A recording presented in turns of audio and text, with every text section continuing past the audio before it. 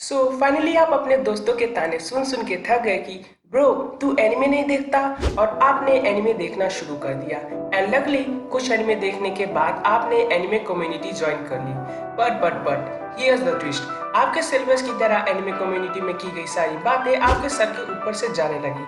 So fear not citizen, I am here. तो किसी anime community का हिस्सा बनने के लिए आपको कुछ शब्द और उनके अर्थात मीनिंग पता होने काफी जरूरी है ताकि आप उस कम्युनिटी से आसानी से कनेक्ट हो सके। तो ये रहे कुछ कॉमन वर्ड्स जो आपको एनिमे कम्युनिटी से जुड़ने में काफी हेल्प करेंगे।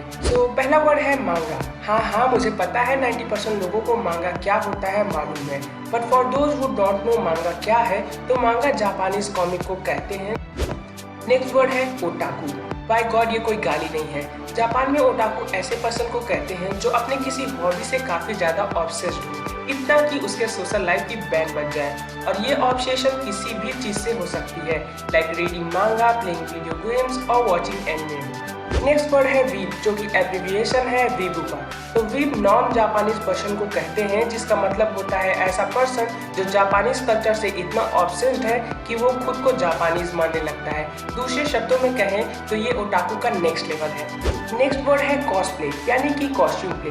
कॉस्प्ले एक परफॉर्मेंस आर्ट है जिसमें एक पर्सन या यूं कहे कॉस्प्लेयर किसी कैरेक्टर की तरह कॉस्ट्यूम पहनकर उनको रिप्रेजेंट करता है। अब वो कैरेक्टर एनिमे से हो सकता है, किसी कॉमिक से हो सकता है या मूवी से एक्सेट्रा। हमारा नेक्स्ट वर्ड है सॉस। ये वर्ड ज्यादातर आपको किसी एनिमे के पोस्ट के कमेंट सेक्शन में क्वेश्चन के फॉर्म में देखने को मिलेगा। अगर एनिमे के टर्म में देखें तो जब कभी कोई आपसे सॉस पूछे तो उसका मतलब होता है कि वो आपसे उस एनिमे का नाम पूछ रहा है। Next one is kavai. Japanese में कवाई का मतलब होता है क्यूट। तो जब कभी कोई कवाई वर्ड का मेंशन करे तो समझ जाइएगा उसका मतलब किसी क्यूट चीज से है, ना कि आपसे। कवाई।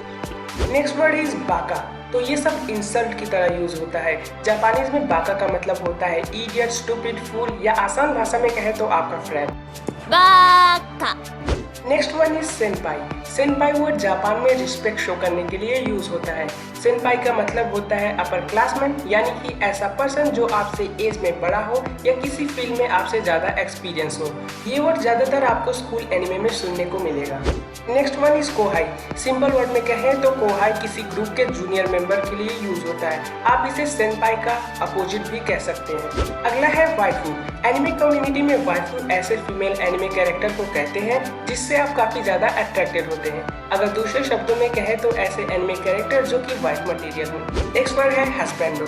ये वर्ड वाइफू का जस्ट अपोजिट है, यानी कि ऐसे मेल कैरेक्टर जिसे आप हस्बैंड की तरह कंसीडर करती हो। Last but not least चिबी।